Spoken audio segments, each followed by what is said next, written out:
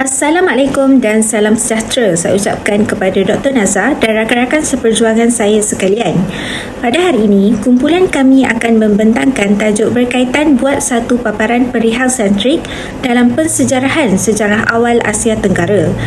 Kumpulan kami terdiri daripada 3 orang iaitu yang pertama, Nordiana binti Zakaria bernombor matrik 156240, diikuti dengan Aisyah Zulaika binti Muhammad Rezwan bernombor matrik 158103 dan diakhiri dengan saya sendiri iaitu Amy Salini binti Sufkri bernombor matrik 156923.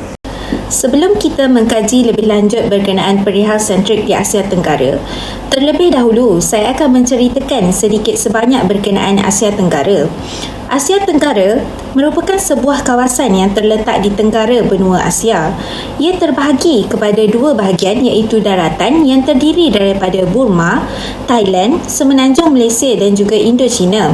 Manakala bahagian kepulauan terdiri daripada Indonesia, Filipina, Brunei dan juga Malaysia Timur. Kepelbagaian pola etnik, kegiatan ekonomi, sistem politik dan juga budaya telah menyukarkan pengkajian sejarah di Asia Tenggara. Hal ini dikatakan demikian kerana pensejarahan awal Asia Tenggara dicorakkan dengan sentrik yang tersendiri. Penjajahan dan penaklukan oleh kuasa asing telah mewujudkan naratif sejarah yang berbeza. Sentrik di sini dikenali sebagai sudut pandang, kecenderungan atau juga pendekatan yang tertumpu kepada sesuatu perkara dalam penulisan sejarah. Anthony Reid dalam bukunya Southeast Asia in the Age of Commerce menjelaskan bahawa sentrik adalah satu bentuk usaha dalam memahami dan juga mengadaptasi sejarah serta budaya rantau sehingga Asia Tenggara mampu membentuk identiti mereka sendiri. Oliver William Walters dalam karyanya History, Culture and Religion in Southeast Asian Perspective turut memperkenalkan konsep localization atau penyesuaian tempatan yang mendukung pendekatan sentrik. Sentrik memfokuskan kepada kemampuan Asia Tenggara dalam menerima unsur-unsur asing dan mencorakkannya bersesuaian dengan budaya tempatan. Sejak kedatangan orang Eropah di Asia Tenggara pada abad ke-16, terdapat banyak sumber sejarah yang dihasilkan oleh orang Eropah berdasarkan sudut pandang mereka sendiri. Hal ini demikian kerana orang Eropah menganggap penzamanan di Asia Tenggara bersifat kuno sekiranya ia berbeza dengan penzamanan di Eropah. Sumber pensejarahan di Asia Tenggara sepatutnya mempunyai pembabakannya yang tersendiri, bukan hanya disesuaikan dengan sejarah Eropah. Pengkaji bersetuju dengan pandangan yang dinyatakan oleh J.C. Wendler iaitu Asia Tenggara tidak sepatutnya dinilai dari geledak kapal penjajah, tetapi harus dilihat dari kacamata masyarakat tempatan yang peka terhadap lingkungan mereka. Hal ini dikatakan demikian kerana Asia Tenggara mempunyai kebudayaannya yang tersendiri dan pengaruh luar hanya berfungsi sebagai kulit luar sahaja. Perihal sentrik yang dibawa oleh orang Eropah di Asia Tenggara mengalami titik perubahan selepas merdeka. Hal ini kerana negara-negara di Asia Tenggara sudah mampu untuk menentukan arah serta identiti mereka sendiri tanpa berpaksikan kepada sejarah Eropah.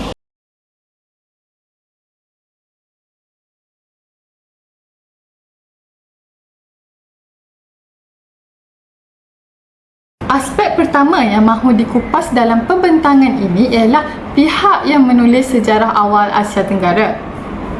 Kebanyakan sejarah awal Asia Tenggara sebelum Perang Dunia Kedua ditulis oleh orang Eropah daripada acuan atau kerangka fikir Eropah.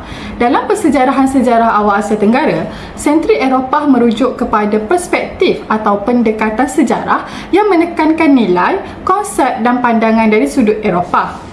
Dalam konteks ini, Asia Tenggara selalu dilihat dari kolonialisme, imperialisme dan pengaruh barat yang menyebabkan budaya dan sejarah tempatan dilihat melalui perspektif Eropah semata-mata dan mengetepikan pandangan daripada dunia Asia Tenggara sendiri.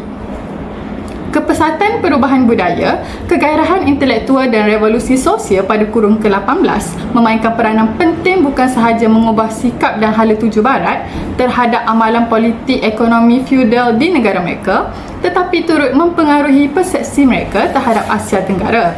Mereka mula menganggap dunia mereka sangat cerah sementara bahagian dunia lain dianggap sangat gelap. Barat menganggap perkembangan yang berlaku di Asia Tenggara masih dibendung oleh budaya yang korup, mundur dan beku. Tidak hairanlah sesudah menolak sistem feudal di Eropah dan menganggapnya sebagai lapuk, timbul pula tanggapan dalam kalangan para pemikir dan ahli politik Eropah bahawa amalan feudalisme mungkin masih wujud dan diamalkan, tetapi bukan lagi di Eropah, tetapi di negara-negara yang lain yang masih belum membangun dan sedang mengikuti terowong sejarah yang sama yang pernah dilalui oleh Eropah seperti Asia Tenggara. Didorong oleh semangat perkauman dan imperialisme, penulis-penulis dan pentadbir kolonial Eropah kurun ke-19 mula memperkenalkan penggunaan konsep feudalisme dalam catatan tentang masyarakat pribumi di Asia Tenggara untuk memberi gambaran negatif terhadap masyarakat yang dijajah. Tujuannya adalah untuk mewujudkan imej-imej pribumi yang rendah dan buruk demi menghalalkan kegiatan kolonialisme Eropah. Konsep feudalisme yang diperkenalkan dalam penulisan sejarah Asia Tenggara digunakan untuk menggambarkan kemunduran dan kejahatan sistem politik pribumi tradisional. Contohnya, Michael Sims mendakwa amalan feudalisme Burma sebagai kejahilan yang dihargai dan menjadikan manusia sebagai hak milik manusia masih berfungsi sebagai penghalang kepada peradaban dan kemajuan. Manakala Favre menggambarkan feudalisme Melayu sebagai sistem berubah-ubah, dicipta untuk mempertahankan kebebasan segelintir orang daripada kezaliman seorang, sementara orang ramai tertakluk kepada perhambaan dan penindasan. Berdasarkan petikan tersebut, jelas menunjukkan bahawa pihak Eropah cuba meletakkan sistem feudalisme yang buruk, mundur dan bersifat perhambaan yang pernah diamalkan di Eropah ke Asia Tenggara.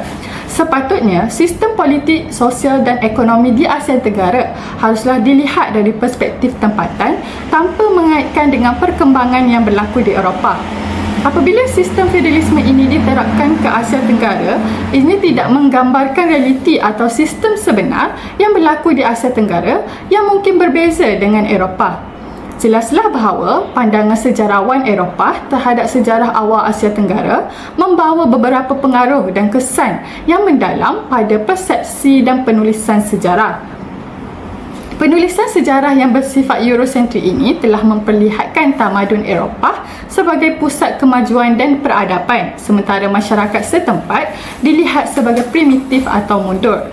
Sejarawan Eropah beranggapan bahawa masyarakat tempatan memerlukan kemajuan atau pencerahan daripada Eropah. Seterusnya, isu yang mahu diketengahkan adalah perspektif orang Eropah terhadap sejarah awal Asia Tenggara. Persejarahan sejarah awal Asia Tenggara banyak dilihat dari perspektif Eropah yang bergantung kepada catatan dan rekod para belayar, pedagang, pegawai dan pendakwah barat. Para sarjana mulai mempertikaikan akan kebenaran dan kesahihan yang ditulis oleh sarjana-sarjana Eropah sebelum Perang Dunia Kedua. Hal ini dikatakan demikian kerana penulisan mereka dilihat lebih bersifat western-centric dan bias, yakni mereka menulis dari kacamata mereka tanpa memahami sejarah lokal dengan sebenar-benarnya dan ditulis untuk kepentingan kolonial itu sendiri. Permasalahan ini sendiri diakui oleh sarjana Belanda bernama J.C. Van Loo 1960 yang menyatakan bahawa banyak sejarah Asia pada masa lalu telah diperhatikan daripada dek kapal-kapal Eropah, dari benteng-benteng dan galeri tinggi rumah dagangan. Izinkan saya mengambil sejarah dan budaya perlawanan di Asia Tenggara sebagai contoh. Sentrik Eropah dalam penulisan persejarahan ini dapat dilihat apabila orang-orang barat menggambarkan bangsa Iranun dan Balangiri yang merupakan pelaut handal dari Kepulauan Sulu dan sekitarnya sebagai penjenayah dan tidak bertamadun. Hal ini dikatakan demikian kerana mereka dikatakan kerap menyerang kapal dagang dan kawasan pantai. Menurut ahli 2013, orang Eropah melabelkan mereka sebagai pirates, savage seaborne terrorists, robbers of the sea, murderers, man-eaters dan dangerous people. Menurut Owen Rather 1930, dalam karyanya yang berjudul The Pirate Queen, Tale of the Sea Robbers of Malaya pula telah menggelarkan lanun di Asia Tenggara sebagai Vikings of the Eastern Seas yang menyamai orang-orang Viking yang cukup digeruni di Eropah. Pada pendapat kami, pandangan negatif tersebut dipengaruhi oleh sudut pandangan penjajah dan penjajahan dan politik kolonial yang sedang berkembang pada ketika itu yang menyebabkan alam bangsa itu kekal kelabu dan tidak dapat dibezakan. Kenyataan ini dikukuhkan oleh Anne Rebel 1966 dalam tesisnya yang bertajuk The Sulu World in the 18th and Early 19th Centuries, A Historiographical Problem in British Writing on Malay Piracy, yang menyatakan bahawa berlakunya historical misconception oleh British tentang Malay pirates dengan merumuskan bahawa budaya merompak bukanlah sifat semula jadi bangsa Iranun, balang gigi dan Dayak Laut, tetapi kerana keperluan buruh sebagai kesan perkembangan dan perdagangan Barat Cina dan tekanan dari Sepanyol di Filipina. Manakala di Filipina pula, Cesar Adit Majo 1978 dalam bukunya Muslim in the Philippines melihat perbuatan merompak dan menawar anak kapal dagang Sepanyol oleh orang Iranun dan balang gigi sebagai satu jihad rakyat Sulu dalam menentang penyebaran agama Kristian oleh pihak Sepanyol di Filipina. Sebenarnya, jika kita lihat dari perspektif tempatan Asia Tenggara sendiri, kegiatan perlawanan yang berlaku di Tanah Melayu, Selat Melaka, Kepulauan Borneo, Indonesia dan Filipina merupakan satu bentuk tindak balas setempat akibat daripada proses penjajahan Barat yang telah memonopoli perdagangan, merampas kuasa pemerintahan tempatan, penyebaran agama Kristian terutamanya di Filipina dan akhirnya menjajah tanah air mereka. Secara keseluruhannya, jelaslah bahawa gambaran, laporan dan catatan bangsa Barat terhadap pelbagai perkara di Asia Tenggara adalah berasaskan kepada pengamatan dan pertimbangan secara spontan dari perspektif dunia Barat mereka dan kepentingan kolonial, bukannya dari perspektif rantau ini. Saya serahkan pembentangan ini kepada rakam pembentang seterusnya. Seterusnya, kita akan menelusuri naratif yang dibawa oleh orang Eropah di Asia Tenggara. Pensejarahan awal di Asia Tenggara memperlihatkan pelbagai naratif yang dibawa oleh orang Eropah. Pandangan mereka terhadap Asia Tenggara lebih cenderung sebagai penjelajah atau penjajah di rantau ini. Orang Eropah menganggap masyarakat tempatan di Asia Tenggara sebagai bukan manusia sepenuhnya. Persepsi ini muncul disebabkan oleh kurangnya nilai tamadun di Asia Tenggara berbanding nilai-nilai Eropah. Dalam penulisan kolonial dan sejarawan kontemporari banyak mencatatkan bahawa masyarakat Asia Tenggara mundur, kurang berperadaban dan tidak bertamadun. Pandangan yang dilontarkan oleh orang Eropah dalam penulisan sejarah Asia Tenggara ini telah mewujudkan sentimen negatif terhadap masyarakat tempatan seperti sifat malas, pasif atau juga tidak progresif. Orang Eropah mendakwa bahawa kedatangan mereka di Asia Tenggara adalah untuk mengubah Asia Tenggara menjadi kawasan yang lebih maju dan bertamadun. Orang Eropah turut memperkenalkan konsep beban orang putih atau white man's burden bagi merasionalisasikan kedatangan mereka di Asia Tenggara sebagai penyelamat kemodenan dari aspek politik, ekonomi dan juga sosial. Pada hakikatnya, mereka hanya ingin memperkuat cengkaman mereka terhadap sumber ekonomi dan kekayaan alam di rantau ini. Orang Eropah telah memperkenalkan sistem perdagangan antarabangsa dan struktur pentadbiran yang lebih tersusun dalam usaha mengeksploitasi kawasan Asia Tenggara yang kaya dengan sumber semula jadi. Penyebaran agama Kristian juga merupakan salah satu bentuk naratif yang digunakan oleh orang Eropah sebagai langkah menyelamatkan masyarakat tempatan daripada kepercayaan tradisional yang dianggap karut.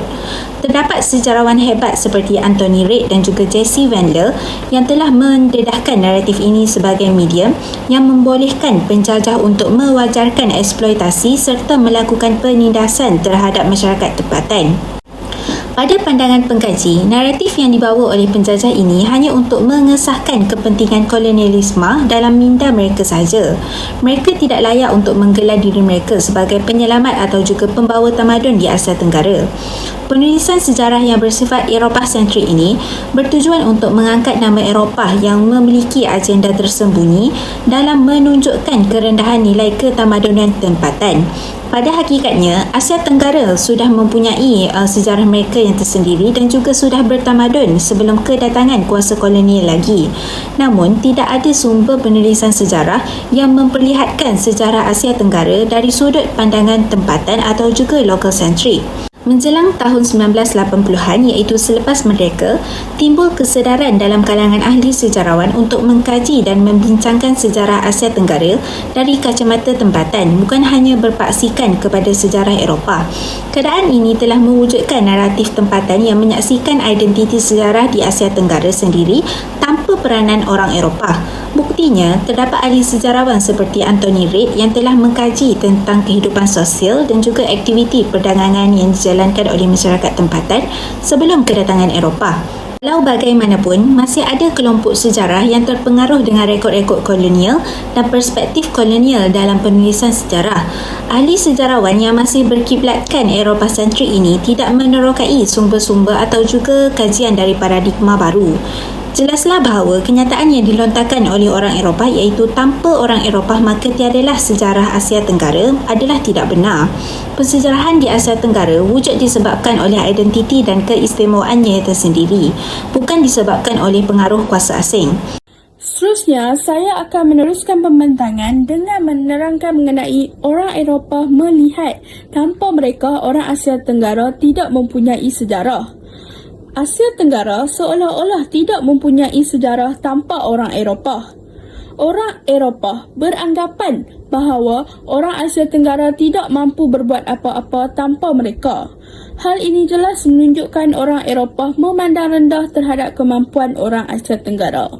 Sebagai contohnya, terdapat banyak penulisan sejarah sentrik Eropah yang memberi gambaran mengenai sumbangan positif pihak Eropah kepada masyarakat Asia Tenggara.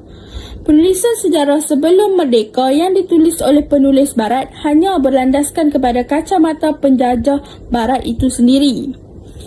Hal ini kerana sikap mereka yang terlalu mengagungkan aktiviti mereka di rantau ini. Orang Eropah beranggapan mereka yang membantu Asia Tenggara menjadi negara yang bertamadun. Sebagai contohnya dapat dilihat dalam buku-buku sejarah Asia Tenggara tulisan orang barat seperti D.G. Hall, Periodisasi Perzamanan Sejarah yang mereka gunakan lebih merupakan periodisasi barat dengan abad ke-15 sebagai zaman pembaharuan. Hal ini jelas menunjukkan bahawa penulis barat bersikap bias dalam menulis sejarah Asia Tenggara.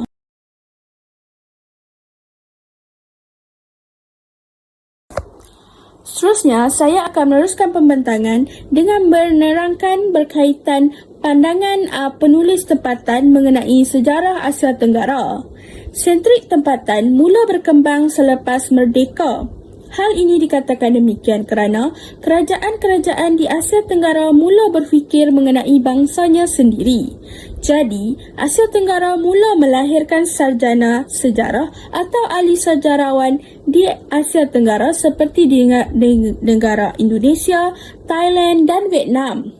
Selepas merdeka, banyak sarjana-sarjana tempatan yang sudah membuka mata terhadap kesahihan penulisan sejarah Asia Tenggara yang ditulis oleh penulis barat. Sarjana-sarjana selepas kemerdekaan mula mempersoalkan kesahihan sejarah yang ditulis oleh kolonial barat kerana mereka tidak dapat menerima sejarah tersebut sepenuhnya. Sebagai contohnya, J.C. Van Leer menjelaskan ketidakpuasan hati mengenai perkara tersebut iaitu much of Asian history has in the past been observed from the docks of European ship from their parts of furnace the high gallery of trading house. Oleh itu, lahir sudut pandangan tempatan, sudut pandangan nasional, lokal-sentrik, Asian-sentrik dan Malay-sentrik dalam sejarah Asia Tenggara. Kemudian, mari kita lihat dari mana penulis tempatan melihat sejarah Asia Tenggara. Penulisan sejarah bertukar corak, penekanan dan pendekatan selepas merdeka. Penulis tempatan lebih memberikan tumpuan kepada sejarah sosial dan ekonomi berbanding sejarah politik yang ditulis oleh penulis barat. Hal ini kerana penulis tempatan lebih berfokus kepada kesan penjajahan dan perdagangan kepada penduduk tempatan. Seterusnya ialah naratif yang dibawa oleh penulis tempatan.